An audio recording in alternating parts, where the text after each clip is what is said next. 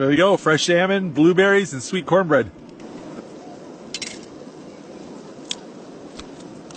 Put a little coarse salt on him.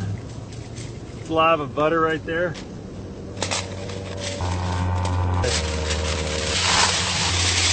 So I got that salmon stuffed with butter and brown sugar, seasoned with salt, and wrapped in tin foil. Do you guys want salmon or hot dogs? Hot dogs. Okay, well, let's catch you some hot dog sticks.